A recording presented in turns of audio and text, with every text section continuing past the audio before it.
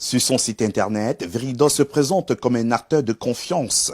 Sa mission est de garantir une identité fiable à travers des solutions technologiques de pointe pour les gouvernements.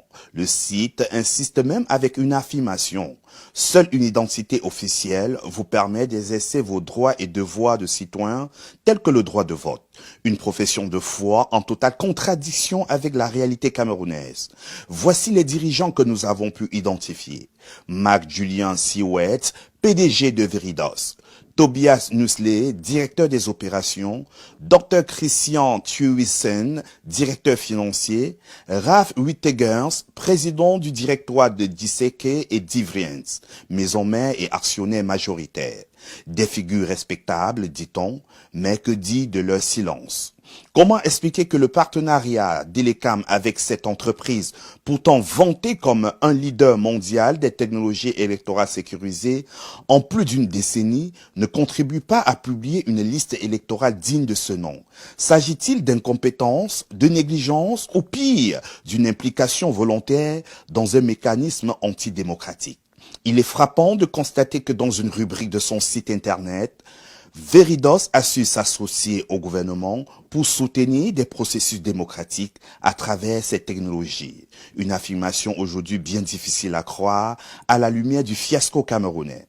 Nous avons tenté à plusieurs reprises d'obtenir des explications officielles de l'entreprise. Depuis bientôt un mois, silence radio.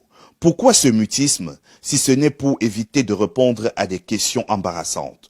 Lors de sa conférence du 12 septembre 2024, le président du MRC, Maurice Kamto, a publiquement mis en cause le rôle trouble joué par Veridos en l'accusant d'apporter un appui logistique à Elecam pour manipuler les résultats électoraux.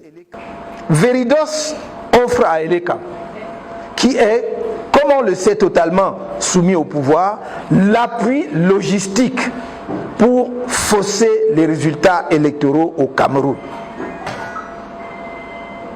Ainsi, c'est avec son appui technique que le mythe de la première place de la région de l'extrême nord en matière électorale a été construit et vendu dans l'opinion par les officines de fraude du régime.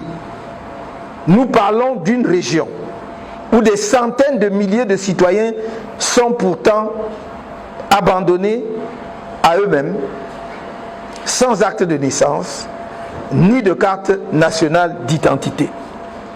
Par quelle magie une région où effectivement les populations sont dans un tel état, où nous connaissons également l'état de paupérisation, par quelle magie peut-elle être le premier vivier électoral au Cameroun? Le non-respect de l'article 80 du Code électoral camerounais qui impose la publication de la liste électorale nationale serait peut-être une manœuvre délibérée visant à masquer la fraude électorale en cours en vue de l'élection présidentielle prévue en octobre 2025.